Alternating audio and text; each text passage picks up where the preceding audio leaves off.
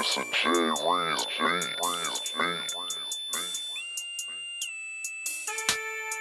It's a J Reeves beat.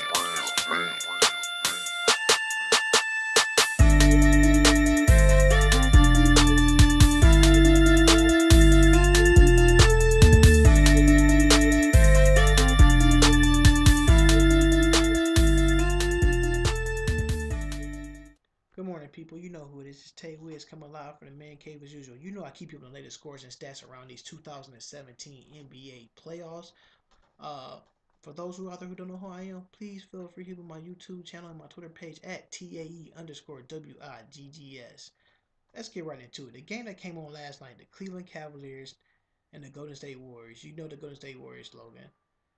Strength in numbers, the Cavs defend the land. So the Cavaliers did defend the land at home. They took care of business at home. They got the win. They gave the Golden State Warriors their first loss since April 10th, 2017.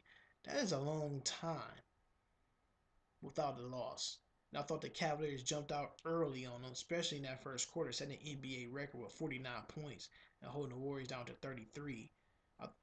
In that first quarter, LeBron James followed with his 8 points, 4 rebounds, 6 assists, right behind Kevin Love, 14 points, and Tristan Thompson with his 2 points, 5 rebounds. I thought this is one of the better quarters that Tristan Thompson had so far in the NBA Finals. And can't leave J.R. Smith out 2 for 2 from downtown with a 3-point ball, and Kyrie Irving was ridiculous, 11 points, and Kevin Durant had his 10 points.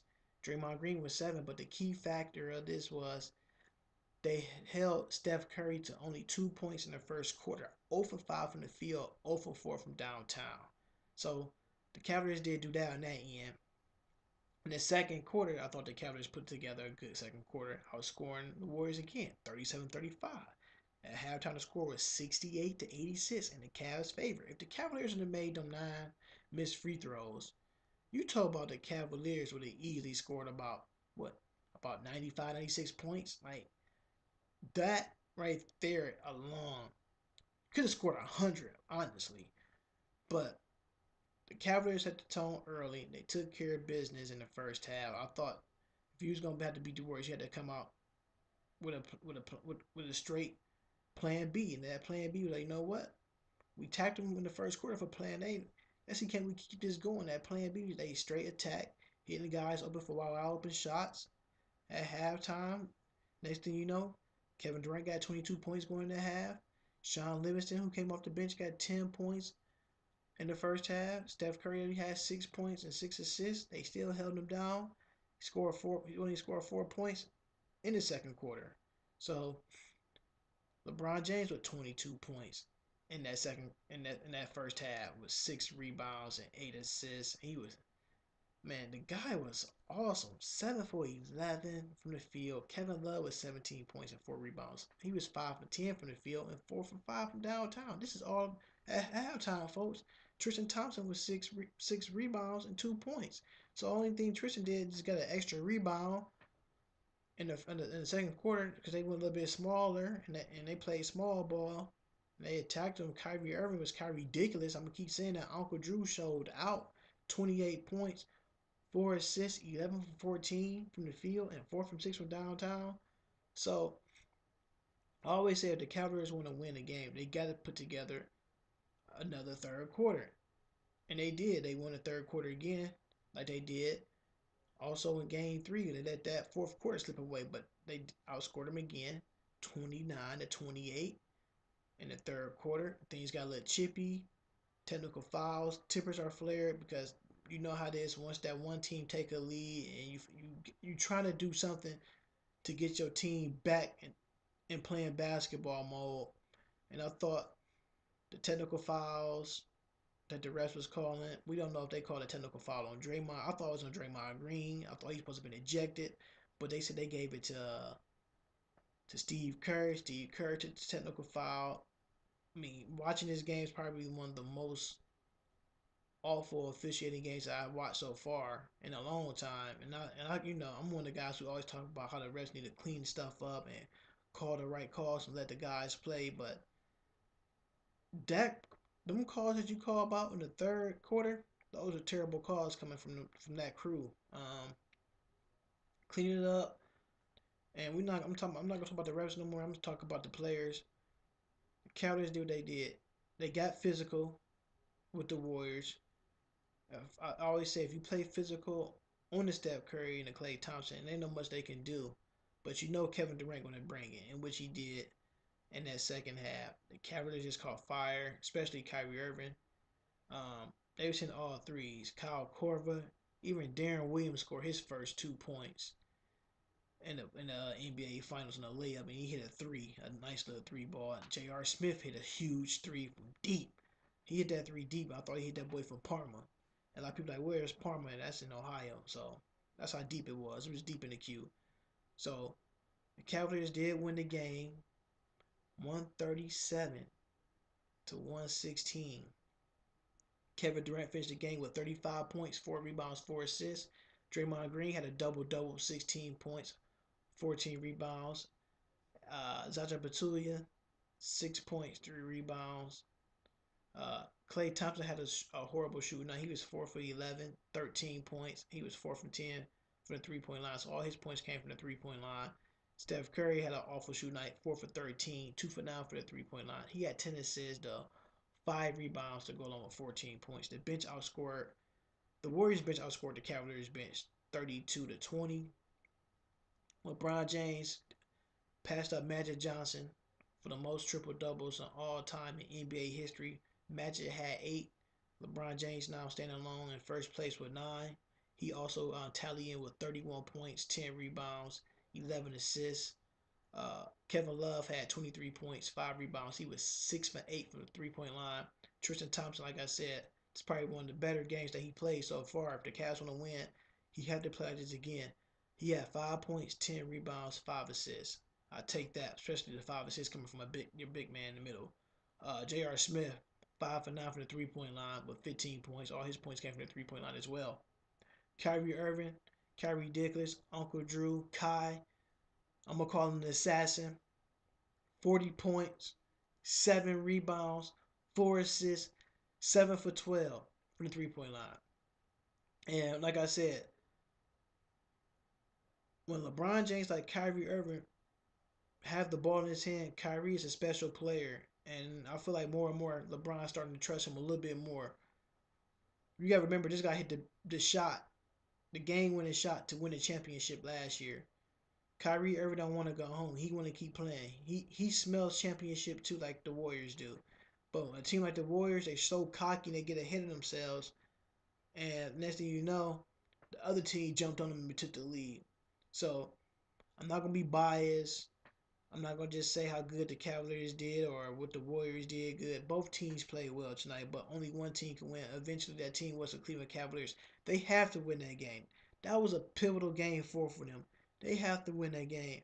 And the next game is Monday night at the Oracle Arena. If the Cavaliers find some way, can they match this energy like they did in Game 4? Can they bring that same energy in Game 5 and steal a home court advantage from the Golden State Warriors? If they win Game 5, I'm pretty sure if they win Game 5, they will come home and win Game 6 to force a Game 7. Then when you got a Game 7, you throw all the chips out the window. But right now, Cavaliers did what they had to do. They took care of the home court. Now, let's go to the West Coast and let's get another win. Cavaliers hit an NBA record for 3 pointers, 24 threes. That's a lot of threes. Um, and the key things that I did circle about this game from the Golden State Warriors, where they lost the game at. Uh, the only thing the Cavaliers beat them on the glass, 41 to 40. Defensive rebounds was key for the Warriors. They only had 24. The Cavs won that battle with 30. Cavaliers had more team assists, 27 to the Warriors 26. Cavs had 6 steals to the Warriors 5. It's just defense plays. You just got to be disciplined on defense. But I thought the Cavaliers looked a whole lot better on defense. Blocks. The Warriors gonna get them blocks. The team, like, the one thing people don't talk about the Golden State Warriors when I be watching, that team is long and athletic from Klay Thompson, Kevin Durant, Draymond Green, Andre Iguodala, and especially Sean Livingston. I call him an Earthworm Jim because he's skinny and his post. And one thing they don't talk about Sean Livingston is his. He could post you up. He's pretty much money in his post move because he's so long and lanky. So I was still trying to figure out too at certain points why is Kyrie Irving on Sean Livingston? And I seen one possession they had Kyrie Irving on Draymond Green. So I was still trying to come up with that solution, like what's going on there. But hey, it worked out for the best. The Cavaliers did pull away with the win. Uh, the Cavaliers shot 53% from the during the game. Warriors 45. The Cavaliers actually shot the three ball better than the Warriors, which was I was kind of shocked. 53%, Warriors 28. Cavaliers free throw percentage was down 68%. The Warriors were 75. Uh, so now from this game, we know the next game is Monday night at the Oracle. The Cavaliers and the Warriors will leave out tomorrow. I know the Cavaliers are leaving out tomorrow at 2 p.m. Maybe the Warriors might get on the plane and head home immediately after the game. It's right now. It was just an awesome, fun game.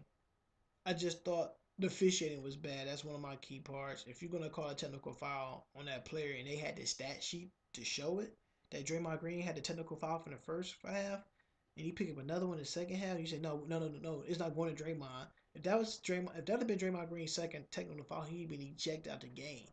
So right now, for all the people out there, Draymond Green has three technical fouls. No, I want to say four altogether. Four technical fouls. So if he got the fifth one, I think he would have got suspended for a game if I'm not mistaken. They gave it to Steve Kerr. I think seven technical fouls was called. LeBron and Kevin Durant got called for a double technical. Uh, it was just one of them games. Somebody had to set the tone early, and I'm gonna tip my hat to Kyrie Irving. He came out and set the tone early. He put the truth on his back, and he said, "You know what? I got my brothers, and we're gonna go to work." And that's what he did. The Warriors will come out with a different game plan in Game Five, and the Cavaliers better be ready because if the Warriors jump on them early, like how the Cavs did last night, if the Warriors jump on the Cavs early, it might be a wrap for the Cavaliers. But the Cavaliers have to set the tone early. I know the Warriors on that plane flight home. You know what? They watching film. They gonna figure out now. Tristan Thompson got involved. We got to keep him off the glass. Kyrie Irving got involved, and it's just a different beast when you're back up against the wall. The Cavaliers' backs was up against the wall. They had to get that win. They did. Y'all know who it is.